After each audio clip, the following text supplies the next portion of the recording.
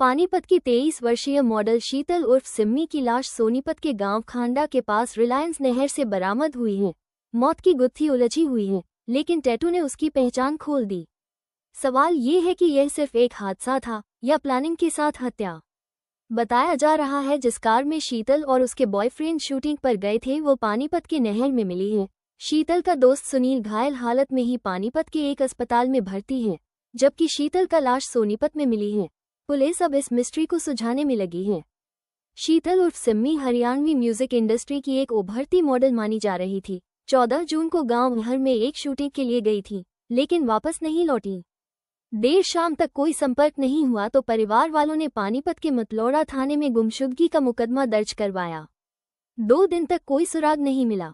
फिर सोनीपत के खरखोदा थाना क्षेत्र में बह रही रिलायंस नहर से एक युवती की लाश बरामद हुई। शुरुआत में पहचान नहीं हो पाई, लेकिन कलाई पर बने एक खास टैटू ने उसकी पहचान उजागर कर दी।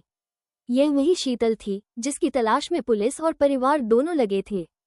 शीतल की गर्दन पर गहरे कट के निशान थे, जो साफ संकेत देते हैं कि उसकी गला रेतकर हत्या की गई है। पुलिस सूत्रों का कहना है कि यह किसी दुर्घटना का नतीजा नहीं, बल्कि सोची समझी साजिश का हिस्सा लग रहा है। डीएसपी राजबीर सिंह ने भी शीतल की हत्या की पुष्टि की है और मामले को गंभीर मानते हुए सोनीपत पुलिस की विशेष टीम जांच में जुट चुकी है। टैटू बना पहचान का जरिया। शीतल की पहचान उसकी कलाई पर बने टैटू के जरिए की गई।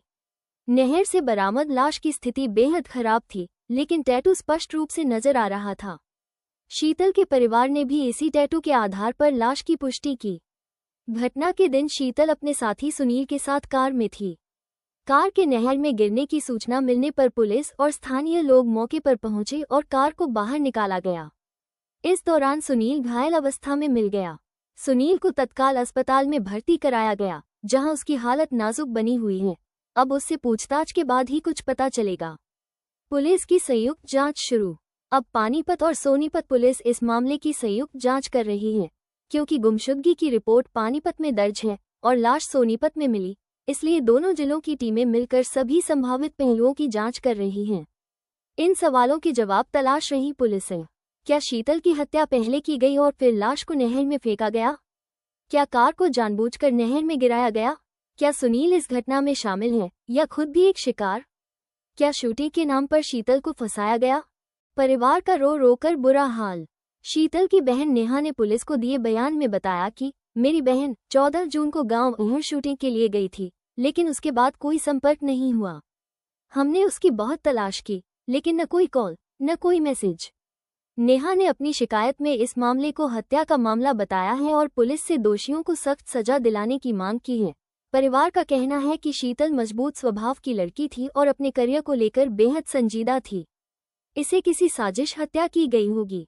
मॉडलिंग में बनाना चाहती थी नाम। शीतल पिछले 2 साल से हरियाणवी गानों की म्यूजिक वीडियो में बतौर मॉडल काम कर रही थी।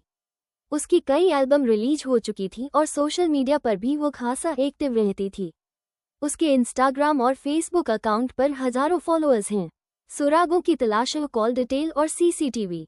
पुलिस अब शीतल और सुनील दोनों के mobile call record, location data और सोशल मीडिया गतिविधियों की जांच कर रही है। साथ ही नहर के आसपास और गांव अहर से लेकर नहर तक के सीसीटीवी फुटेज भी खंगाले जा रहे हैं, ताकि पता चल सके कि उनके साथ और कौन लोग मौजूद थे।